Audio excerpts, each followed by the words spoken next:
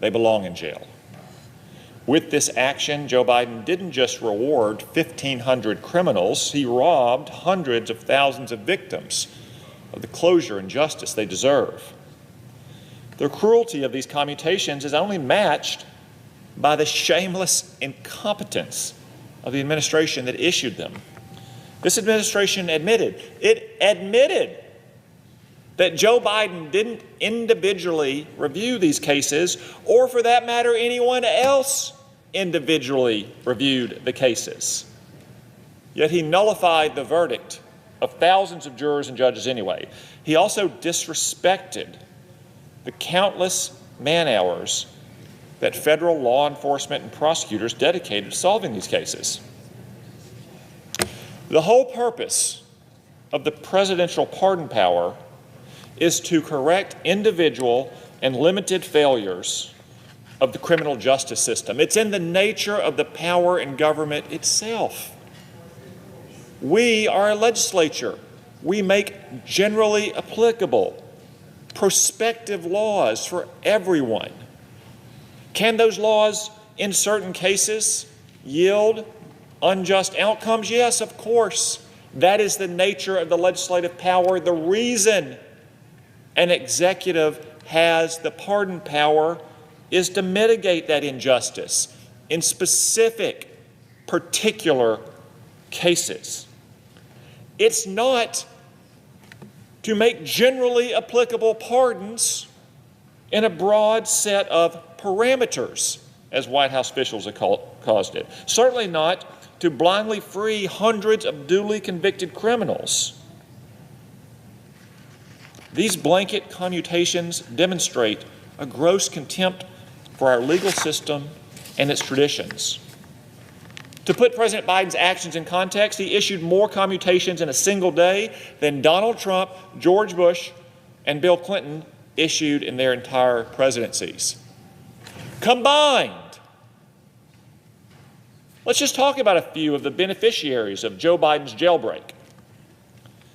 Jacqueline Mills stole $3 million that was intended for hungry Arkansas kids and low-income families.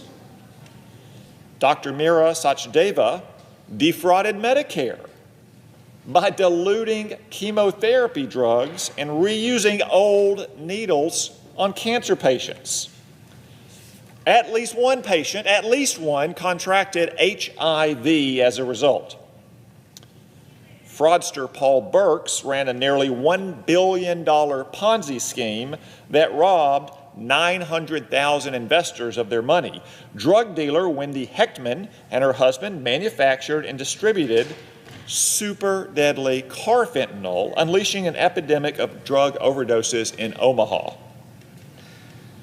Another drug dealer, Daniel Fillerup, killed a 31-year-old relapsing addict by selling her fentanyl, which is 50 times stronger than the heroin she thought she was buying.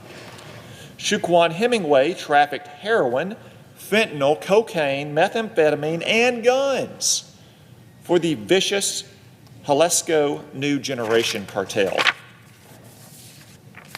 Joe Biden even commuted the sentence of a serial killer, Virginia Gray, who is known as the Black Widow, for murdering 2 husbands and a boyfriend and collecting insurance money. Perhaps the president would have reconsidered this decision if he knew anything about Mrs. Gray, but he didn't, because yet again, he and White House officials did not review individual cases on the merits. They didn't pick up the case file. They didn't talk to victims or families. Then there's the parade of corrupt public officials, the worst of whom is Michael Conahan, the so-called cash for kids judge, who accepted kickbacks in exchange for his role in sending more than 2,300 children to private detention centers, including an 8-year-old. Again, a judge in Pennsylvania sentenced more than 2,300 children to private juvenile detention centers in return for cash kickbacks. One man he sent to jail later killed himself. He was just 23 years old. His mother said that she is shocked and hurt by Joe Biden's commutation. Yet again, the president did not review the case individually. President Biden also commuted the sentence of an Ohio commissioner who took $450,000 in bribes. He even commuted the sentence of Rita Crunwell, a city comptroller from Illinois who embezzled $54 million. Crunwell was responsible for not only the biggest city embezzlement scandal in the history of Illinois, she was responsible for the biggest municipal embezzlement scandal in the history of America up to that time. Now, I understand that we have disagreements about criminal justice, and the Democrats don't always share my view on these things.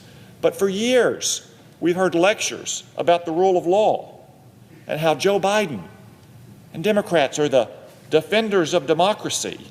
Yet Joe Biden is the one commuting the sentences of the very public officials who most threaten the public trust in our democracy. The American people also know that Joe Biden issued these commutations for a simple reason. It helps cover up the corrupt pardon that he issued to his corrupt son to protect his family. I think we should condemn all of these pardons and certainly condemn the president for not individually reviewing the merits of the cases. But again, I understand my Democratic colleagues don't agree with that, so I only offer a resolution to condemn one pardon. Simply one. Maybe the worst of them all, the commutation of Michael Conahan, the Cash for Kids judge who took cash kickbacks and bribes to sentence more than 2,300 kids to private detention centers. The judge who put American children in jail for money. Surely the Senate can condemn this